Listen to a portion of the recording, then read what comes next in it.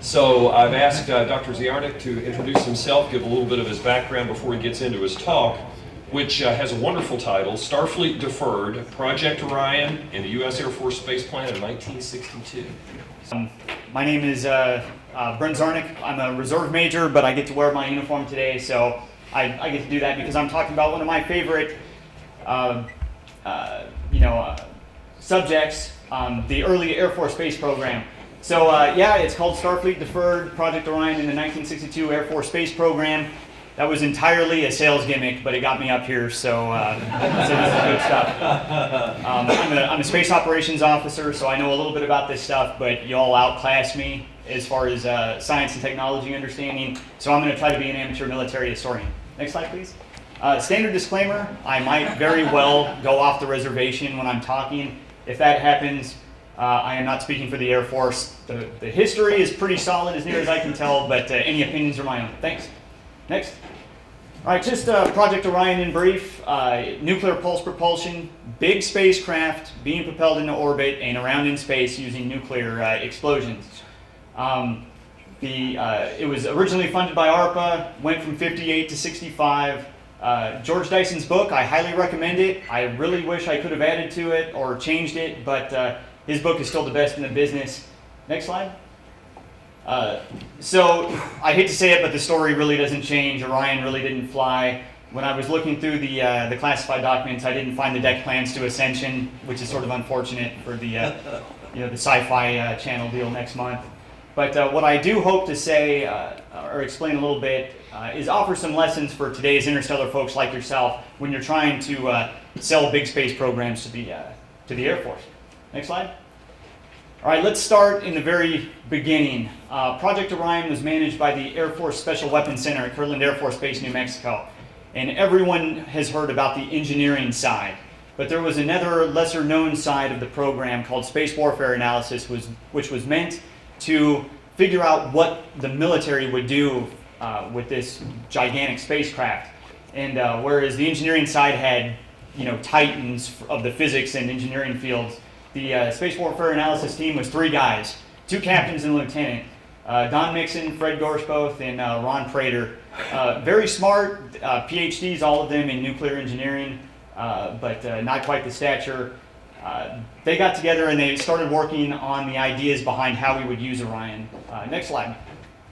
And they came up with what they called the U.S. Space Force. Mixon came up with it in '58, using these giant vehicles to take SAX bombs from the B-47s and put them into space where the Soviets really couldn't touch them. That's about as far as he got until a Naval Academy graduate, but an Air Force officer, Fred Gorshboth, got a hold of it and said, you know what? If we have these heavy platforms in space, we can also use these to defend against Soviet ballistic missiles in flight. And oh, by the way, if we have enough of these ships in orbit and good enough intel, which we can also get from orbit, we can start hitting, if we go to war, we can start hitting Soviet military targets rather than cities. And they came up with the Space Navy of what they wanted to have about 50 Orion spacecraft of varying tonnages. This orbital battleship picture is about on the order of about 10,000 tons. Some are in LEO, low altitude force, really there as a picket line, reconnaissance, missile defense. Then you've got the medium altitude force out at GEO, which is more over defense of the fleet. And then you have the deep space force, the big spacecraft, ready to roll in and make Russia have sort of a bad day in case they ever needed it. So really the military utility of Orion, as they saw it, was to deter nuclear war by being invulnerable. You will not be able to first strike this fleet. Defend the United States from any ICBM attack, and really focus on the military of the Soviet Union rather than the population. Counterforce versus countervalue in military terms. Next slide. So what do? You have this really cool idea. You want to sell it. You're just in a broom closet, and literally it was a broom closet at Kirtland. These guys were in. How do you sell this stuff? Well, you go to the big boys in the Air Force. And back in the '60s, the big boys were Strategic Air Command. The bomber guys, missile guys. They had all the nuclear weapons. So if you wanted, hey, we need another nuclear delivery vehicle, you take it to SAC. Mixon briefs Orion to SAC leadership in late 1960. And I wish I could find what exactly happened there, but he apparently did very well because within a couple of weeks he was on a plane off it to be on SAC staff rather than the engineering command out at Kirtland. So good on him. Next slide. And then Mixon isn't there long before he convinces the SAC commander, General Tom Power, that an orbital battleship is a really good idea. But as with any major military acquisition, you can't actually say what you want, so you have to make a little bit of confusing terminology. So General Power called it the Strategic Earth Orbital Base, and this was an operational requirement in early January 1961. I've got a lot of words here. I wanted to let you all have the quotes that he actually has in this document, but we have General Power saying we need a long-term strategic Earth orbital capability virtually unrestricted by propulsion or payload limitations for military missions. And really, then SAC was sort of yelled at for not really embracing space as far as the ICBM, but really people like Power didn't want grapefruits in orbit, they wanted battleships in orbit, and they thought that Orion might be able to get there. Very interesting is that Orion itself was called out in this document. You could give him his base with anything, but he thought Orion would work, so he pushed Orion really hard. Unique in all of this is that this is the only operational requirement document coming out of SAC in this time frame that was signed by General Power, a 4-star himself. So SAC really bought this hard. So next slide. So now we have the technology, we have the idea, we have a 4-star pushing it. So now we get into the 1962 Air Force Space Program. Just a little bit of history behind it. The Air Force always believed that space would be their mission from almost the inception. But in 1958, NASA was created, and that really started scaring the military quite a bit. And so after 58, the Air Force tries to come up with space programs and seeking approval for specifically military programs that NASA might not be able to steal from them. But then you have in 61, so you've got a little bit of a paranoid Air Force. And then at 61, Gagarin flies for the Soviet Union. Once again, we're beaten in space in manned space flight. And the Air Force sees this as a great opportunity. Hey, we have manned programs. Give us the money, and we'll really give you man in space. So they're looking a little bit higher that they might actually get what they want. But then you have some Americans flying in 61 and 62, and then all of a sudden the Air Force is paranoid again. Uh-oh, we have guys in space, and they're wearing, regular business suits, not blue suits like us. Some of them are Navy. Yeah, the Navy always has to get involved, but comments from the peanut gallery are unappreciated. But so that's really the background politically about the space program. So next slide. The first proposal, and I hope y'all can see it, was given in September 4th, 1962, and this was Air Force internal to the Space Systems Division of Air Force Systems Command, the engineering side. And they advanced 16 programs that were from the Air Force. You can see a few of them here. Laser pointer. Laser pointer, sweet. The blinding green one. So, for anyone that knows a little bit about Air Force space history, you've got some familiar ones like Dinosaur, sort of the precursor to the space shuttle. Blue Gemini, which is an Air Force version of the Gemini capsule. Then you have other stuff like the Air Force has always wanted, the aerospace plane, fly it like a bomber, fly it in space, land like a bomber. And then you have some other programs.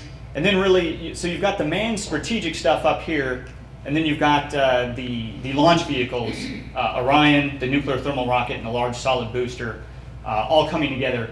And if you can see from here, we've got the Strategic Earth Orbital Base is up there, not a high budget.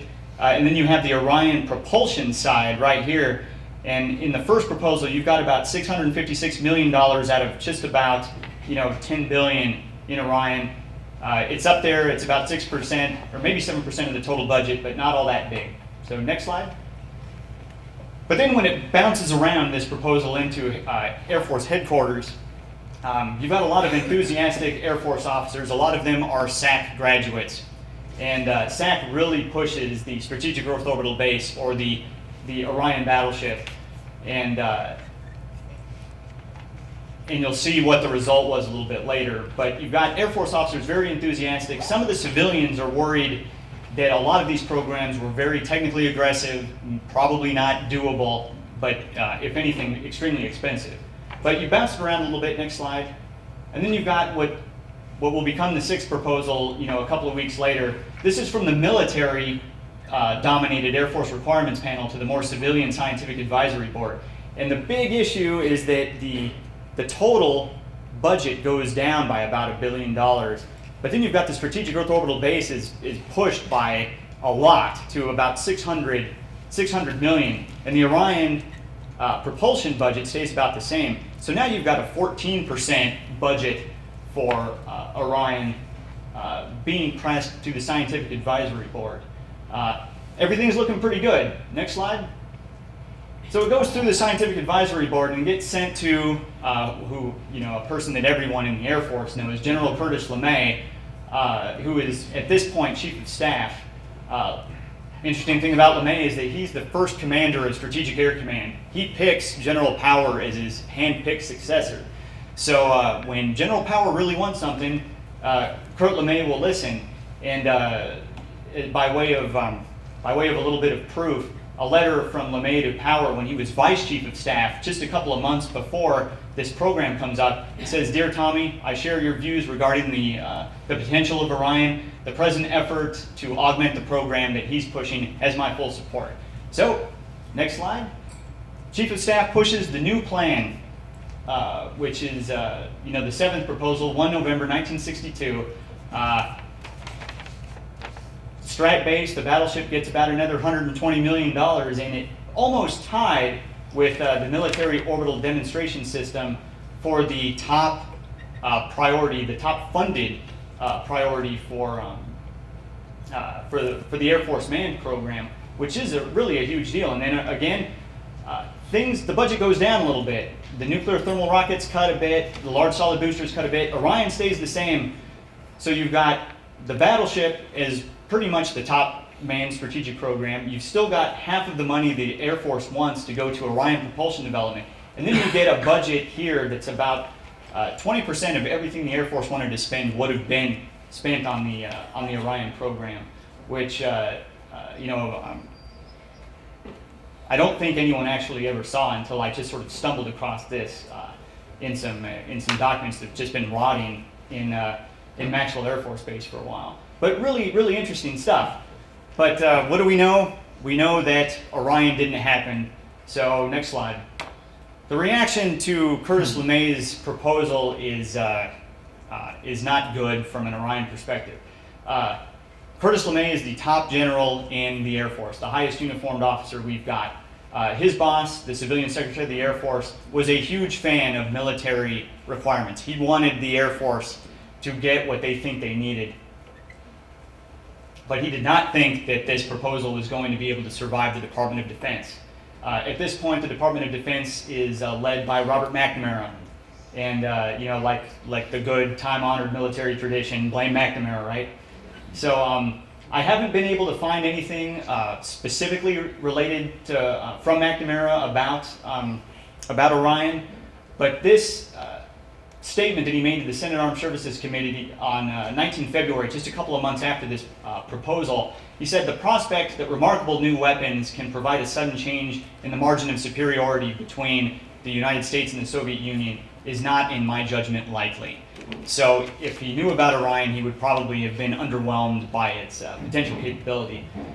Something a little bit more directly related, just a few months after, in the same time frame, February 63, the Air Force civilian chief scientist, a gentleman named Lonner Carter, was giving sort of a post-mortem for the Air Force's space program, and he said, "I believe that civilians agreed that such systems, he's got to be talking about Orion. We're not now within the state of the art." The group felt that, he called them operational commands, were pressing requirements that were simply unrealistic. He was obviously talking about Strategic Air Command, but even a civilian couldn't say that out loud. apparently in the Air Force. So you really had people push back, and Zucker did what he thought was best. Next slide. Final proposal in 9 November 62. The Secretary of the Air Force slashes pretty much everything. Only 6 of the 16 programs survived. Orion is gone completely. But for anyone that still knows a little bit about the history, Dinosaur was funded, Blue Gemini was funded, MODS was funded, which is another military system. Satellite Inspector, Midas, Large Solid Booster was funded. None of those programs would ever be fielded, save for Midas, which is a ballistic missile warning satellite system, which was the first sort of attempt at our missile warning satellites like DSP and SIBRs. So really, the high water mark of the Orion program was this Air Force space program, and it really didn't go anywhere. It fell on the deck. So next slide. General Power was not happy, and one of the most fun things that I've been able to find was an exchange of letters between General Power and the Defense Director of Research and Engineering, Dr. Harold Brown, where basically, I don't have it all here, but they both sort of very nicely say that each other is sort of stupid. But Power goes full on. The capability to launch and maneuver truly large payloads in space could provide the operational flexibility, which has always been the key to effective military posture. And he said unilateral Orion capability gained by either belligerent could be a decisive factor in achieving scientific, commercial, and military superiority. I understand you've recommended disapproval. I believe that the experiment should continue without delay. Really trying to push it. Dr. Brown, a little bit condescending perhaps, that like the development program would be extremely high risk, and if we accept the possibility that even military operations may require these kind of heavy payloads, it's still far from clear that we need to develop this program now. And then he says, hey, very large chemical boosters are under development. That will probably take care of the situation. Dr. Brown was a smart guy, but of what I've heard, what I've read from him, he either dismissed a lot of the military concerns with space, or just didn't bother to understand the differences in of what the military was trying to do versus NASA. So I'm not entirely certain if he thought that a chemical booster could do the same thing as Orion or not. But effectively, this ended the Air Force space program of 1962. General Power retired in 1965. He pushed Orion at the very end, and unfortunately just didn't get anywhere. But next slide. So that was the history. Now, if you ask me a little bit of my thoughts, I can't fail to see that if we operationalized pulse propulsion, we would have been put on an S-curve that was capable of at least getting us to think about interstellar flight. And from what I've heard from all these great presentations, there's just in the back of my mind thinking like, well, what would we be talking about right now if we had been flying these Orion spacecraft for 40 years? And I'm, instead of just some wannabe academic, I was a deck officer on board Savannah just about 6 months ago, trying to figure out how we could get one of Mark Millis's experiments into our payload bay. We can dream whimsical all we want, but it might be a huge technical leap to go from an Orion kind of vehicle to something like the Enterprise. But from a thinking, cognitive point of view, this is the canoe and the aircraft carrier. Far better, but really you can see the same. You can see that they're really both the same deal. And if we think about the dynamics behind what happened in the '62 program, it'll really benefit the next effort we have to push interstellar technology to a military audience. Next slide. So some lessons that I would derive and I would recommend to you. The military is not against high technology by any stretch of the imagination, and will probably be supportive of interstellar technology, provided they can find a defense reason to justify it. And like Mixon and Gorsh both, in Prater, junior officers, if you convince them, they can really convince senior leaders that they need this kind of stuff.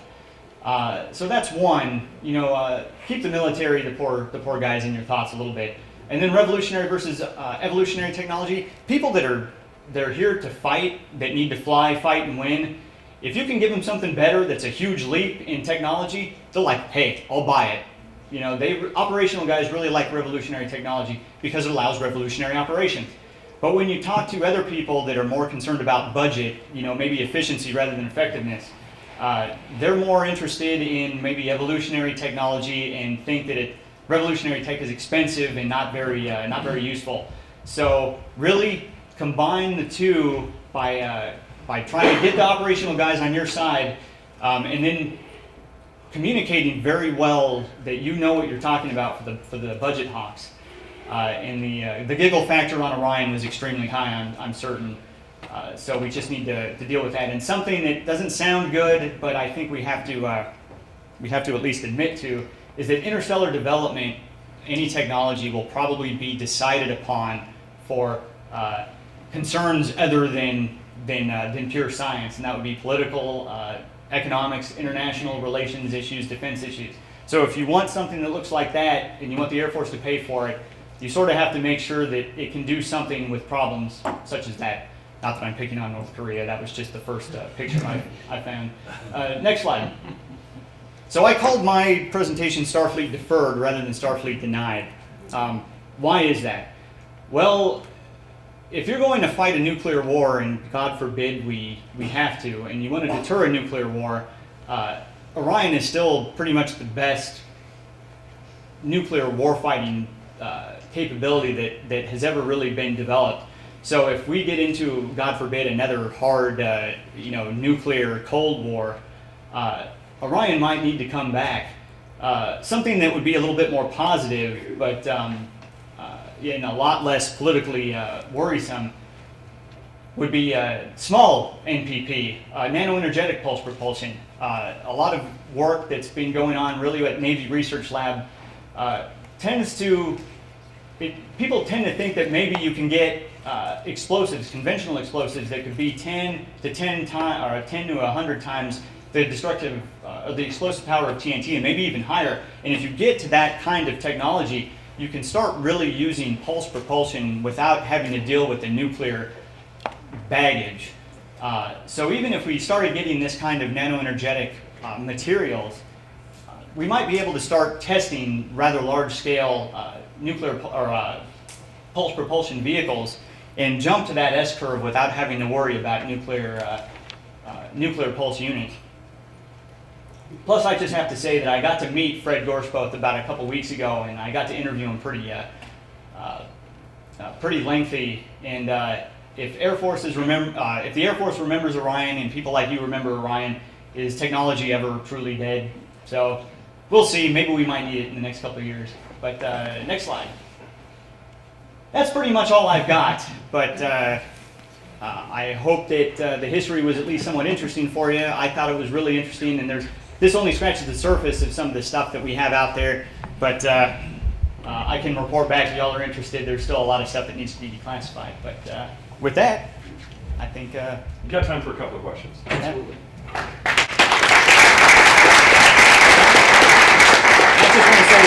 Thank you very much. I really like being here. I've wanted to be here since I was like that high. So I'm just excited I was able to get to hear you, much less talk to you. Okay, so given that the Orion pulse modules are a lot smaller than nuclear weapons, has any studies been done on what the EMP effects would have been, given what we know now about the rainbow bombs and that type of stuff? I haven't gotten too far into the technology yet, but what I have read, a lot of the pulse units, even for the large systems, are not necessarily that large. And there's a lot of design trade-offs that you could make that you could. I have to take it as sort of an article of faith a little bit, but of what other people that I've talked to said that the EMP problem could be solved in the design. In the design to where you minimize that kind of activity, and then use pulse units that aren't quite as heavy. This is from old, Los Alamos guys. But if I've given you a whole bunch of equations, I couldn't give it to you. Sorry. Email address later. Okay. Got time for a question here? Behind you. Hold on, wait for the mic. Oh.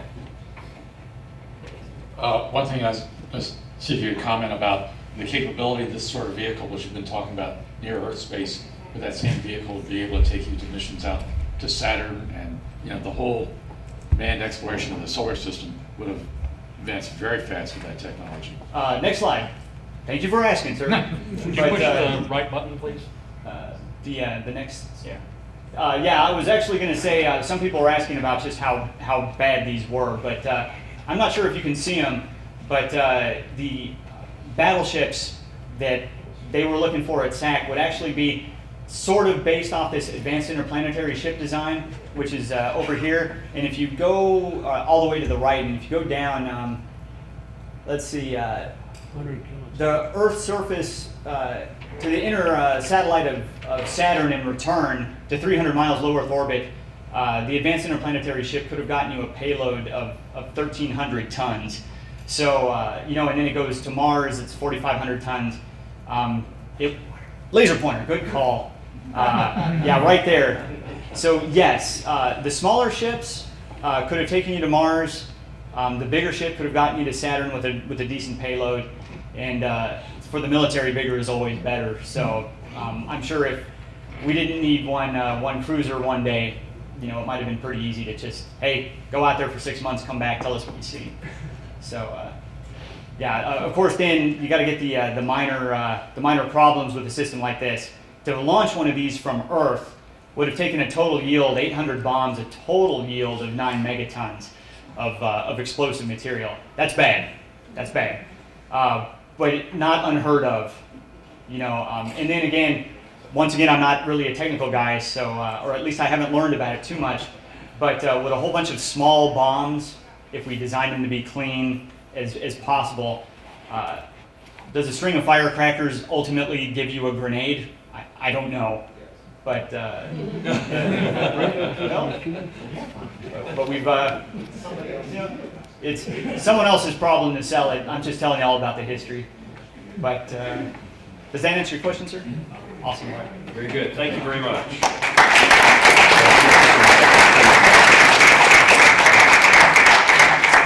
By the way, Chairman's prerogative to interject something here. I had the privilege of having a discussion about Project Orion with Freeman Dyson, who was one of the progenitors of the whole thing. I'm going to put those two in touch. I'll be seeing Freeman again in January. He's getting up there, and everybody had warned me before I went to the workshop where I met him that he was, he won't want to talk about Orion. He's told people he's kind of embarrassed by that whole thing. Absolutely could not be further from the truth. I got up the courage to ask him about it over lunch. He shed about 25 years and just got excited, and there was a glimmer in his eye, and he just went off and told some wonderful stories about how they, to do their non-nuclear testing on Orion, they had a Navy guy working with them who actually stole munitions from one of the bases. Unbelievable story. And I said, well, didn't that cause problems like him, going to the military prison or something? And he said, no, back in those days, they didn't keep track of it like they do today. Oh my gosh. So, no, it was a different time, apparently. I also want to point out that if you want to look for some recent research on the smaller Orion, there was a fellow I worked with named Joe Bonametti, who's actually mentioned in the Dyson book, who did a lot of work at Marshall about 10 years ago on an updated version of this. Is the Dyson author of the book the son or grandson of? I'm not sure. I'm sure they're related, but George Dyson is his son. His son, yeah. And in that book, my friend Joe is referenced because Joe was kind of carrying the torch on that about 10 years ago. Some of you in the room know Joe. He's a little bit crazy, but that's okay. That was perfect for this. So I got a question back here before we bring forward the question, but just a quick comment. There were actually two Orions. There was the one that they worked on here, which was supposed to be a near-Earth type of thing, and then later on was when Freeman Dyson proposed the Interstellar version of it. Okay, that's good to know. And the version that I was talking about was, of course, the Interstellar one, but it was way cool. So I'll put you in touch with Freeman, and hopefully you have a chance to chat with him.